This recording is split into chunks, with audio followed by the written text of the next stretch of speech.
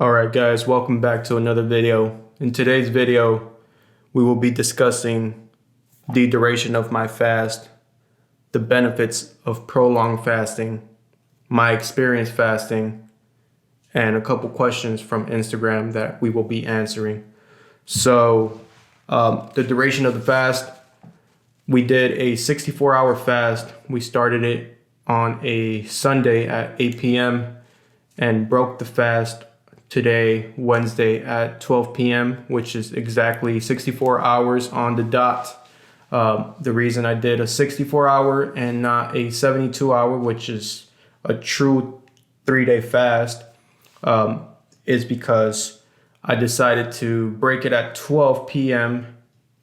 to allow myself a little bit more time to have a light meal, breaking the fast, let that meal settle in my stomach, and then allow myself to eat a little bit more a couple hours later. I decided that it was a better time at 12 p.m., right? 72 hours would have landed at 8 p.m. That would have been too close to sleeping. So 64-hour fast, still got a lot of benefits from it. Let's talk about that. The benefits of prolonged fasting, right? If you guys are familiar with intermittent fasting, right? There's several different types of intermittent fasting. There's the 12-12, which is, the kind of the entry level way of fasting, 12 hours fasting, 12 hours eating. Then you got the 14-10, then you got the 16-8, which is the most common one. When people think about intermittent fasting, they're thinking about the 16-8 fast. So that's the one that I've done for a long time. And there's some more advanced ones, which is the 18-6, right? So now you're pushing it, you're fasting 18 hours, eating for 6 hours. And then you start getting into more advanced types of fasting, which is the 20-hour fast, 4-hour eating. And then you got the 24-hour, also known as one meal a day. So you essentially eat one meal a day and you fast for 24 hours and then you eat a meal again. But what I did in this, anything more than 24 hours is considered a prolonged fast, right? So 36, 48, 64, 72, 7-day fast. Those are called prolonged fast. So a prolonged fast is a little bit different and there's stages to it, right? So your body goes through several stages as you're kind of fasting. So from hour 0 to 12, your food is digesting, right? So it takes 12 hours for your food to digest, right? So that's when your insulin is at its peak, right? So that's stage 0. Stage 1 is hour 12 to 18, which is when fat burning begins and your insulin begins to drop. Your insulin drops, fat burning begins. So stage 2 is from hour 18 to 24. That's when ketosis begins.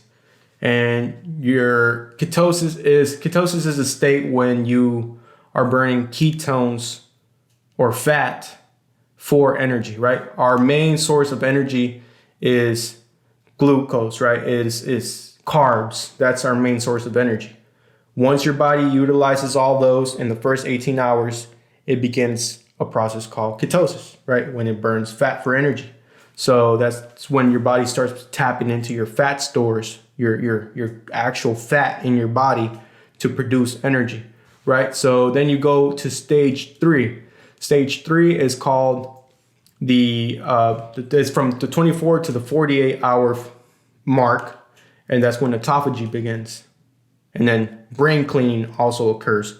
So autophagy, for those who are not familiar with autophagy, is cell regeneration. It's a process where your body kind of disposes of defective cells or cells that are damaged, right? So it starts getting rid of that.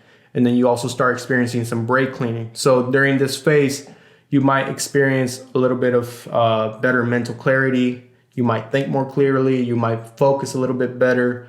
That's stage 3 from the 24 to the 48 hour mark. So from 48 to 54, that's stage 4. HGH surges, inflammation falls. So this is very powerful, right? Because if anybody's familiar with HGH, is human growth hormone. Human growth hormone is a very, very powerful hormone because it has anti-aging effects. So it increases your life longevity. And if inflammation falls, that's also a very good thing for your body. So that's stage 4. Stage 5 is from 54 hours to 72 hours, which is insulin sensitizing and autophagy peaks. So autophagy peaks at about the 72-hour mark, and insulin sensitizing. So that means you're very insulin sensitive at that point, right? So you can process carbs more easily when you begin eating again, right? But here's the catch to that: when you break your fast, you can't just feed it whatever you choose to feed it. You can't just go and down a pizza, right? Because the fact of the matter is that your body has been, your stomach more specifically, has been dormant for so long throughout these phases that at that point you have to be very selective about what you put into your body, right? And we'll discuss this. So stage 6 is 72 hours plus.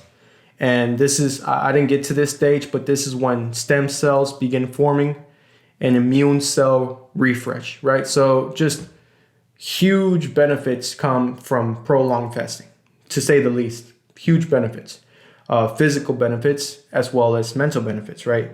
Better clarity of mind, the brain clears, your body begins doing some processes of cleaning up the cells and regenerating the cells, and your metabolism. There's studies that actually suggest that prolonged fasting boosts your metabolism by 14% after the fast. So extended fasting, it's a practice that many ancient cultures actually, did back in the day. So it's nothing new. It's just that more research has been done on it, and science has actually proven how good of a nuance it is, right? So my experience, let's talk about my experience. Going into this, right, I already had the notion in my head that for a couple weeks, I've been considering going into a 3-day fast, 72-hour fast. I already told you I didn't do 72 hours, but still a prolonged fast. I had the idea of doing a prolonged fast. So the first 24 hours, so let's say I ended my fast, or I started my fast at 8 p.m. on a Sunday. In the first 24 hours, so Monday at 8 p.m., right, it didn't feel too bad, right? So, still felt hungry because you're just drinking water, black coffee, and plain teas like green tea. And that's about it. You can't, carbonated water, right? That's 0 calories. You could drink that as well. Any 0 calorie drink. I would stay away from like artificial drinks because I don't know what the effect of that on your body could be, but I would just stick to black coffee, water, and tea. That's just to keep it simple. So day 1, it wasn't too bad. I felt hungry, but I did hit legs that day and I still felt strong, right? So I got that workout in at night, right around 7 p.m., 8 p.m. And I felt fairly strong. I was pushing through my reps and didn't notice any difference in terms of my strength decreasing that day. So day 2, which is from 24 to 48 hours. So on this day, I also worked out. So ran in the morning, right? And worked out in the afternoon. But I will say that I'm usually the type to take pre-workout before my workouts. So I didn't take any pre-workout. I will admit the workout in this day 2, was not the best. It was hard to get a pump and it was hard to get really in the zone. So I was reading online that for these days, you want to do low reps and heavy weight. That way you're just kind of stimulating the muscle to promote muscle retention. I did some of that, but I also did some bodybuilding, which is the higher reps. And the pump was not there. The reason being, in my theory, is that since my glycogen stores and my water had kind of left my muscles from the fast, my muscles were finding it hard or struggling to get a pump. So day 2 workout was not that great. Day 3, which is today when I broke my fast, it was a weird sensation. I will say, I woke up in the morning and I felt, let's put this in quotes, I felt high, right? So it was a weird sensation because I woke up and it felt like my mind was clear and like I was very alert, but it was weird because it was just the top of the morning. It was literally early in the morning, and I don't know why I was feeling that way. But now that I think about it, it's probably because at this point my body was full ketosis mode, right? So the mental clarity was on point. One other thing I will say is that this night sleep, right, from day 2 to day 3, the night sleep between these days, I monitor my sleep every night, and during this night, it's the day that I've noticed I was in deep sleep the most. So I guess my body not having to process any calories throughout the night allowed it to focus on fully sleeping and recovering itself, if you would. So I woke up feeling high. I had coffee after about 90 minutes of waking up. So I wake up, 90 minutes, have coffee. And honestly, I felt amazing. I felt like my brain was so sharp. My mental clarity was so sharp. Physically, I mean, that's probably the leanest I've looked in years, right? So I broke my fast at 12 and I worked out a couple hours ago and I felt a good pump, but I still feel like the workout was not as intense as they were before the fast, right? So I don't know if it's, well, one, I didn't eat many carbs today because there's certain foods you can eat when you break your fast. But I think that my muscles still are not fully saturated with glycogen. With glycogen. So therefore, my pumps are not fully solid like they would be, right? So that's my experience with it. And now let's go into the questions from Instagram, right? So I'm gonna keep these short. That way we don't run too long. So one follower asked, "Were you tired at all?" So it was. Let's say there would be bursts of high energy, high concentration, and then there would be like peaks and valleys of energy, right? So I would feel a lot of energy at some points, and then at some points I would feel lethargic. So maybe, a little bit of both, right? Somebody asked, "Can you still eat ass while fasting?" I don't know, my friends. Is that 0 calories? So if it's 0 calories, I would assume you can do whatever you want. What benefits you think you got from it? Well, mentally putting myself through the challenge is just a beautiful thing. There was such appreciation for everything, right? Like not being able to eat food made me appreciate the smaller things in life. And I don't know, it kind of brings things into perspective because sometimes we take life for granted. Sometimes we take those things that bring us joy for granted, right? So I think, mental benefits, physical benefits. I lost 4 pounds, 5 pounds in the process of this fast. A lot of it is probably water weight, but I mean, the mental clarity that I gained, the mental fortitude that I gained, pushing myself when I didn't want to push myself, telling myself to keep going when I really wanted to go and grab a snack from the pantry, all of that stuff, those are benefits I feel that I gained, physical and mental, and kind of spiritual too, philosophical, because you gain more appreciation for stuff, right? So did you experience loss of sleep, headaches, stomach pains from hunger? Yes, stomach pains for sure. There were points in time wherein like your stomach just feels like it's kind of getting into a ball, and it hurts. You do feel some stomach pains.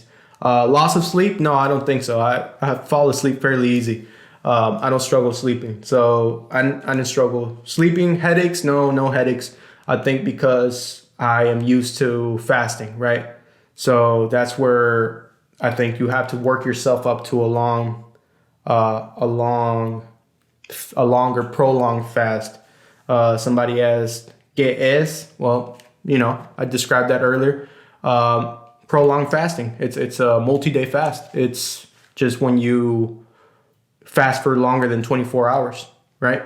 So why not 72 hours? Is there a health benefit from 64 and 72?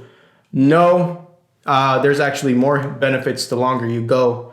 So 64 hours was just convenient for me and the time frame that I kind of started at and decided to break it at.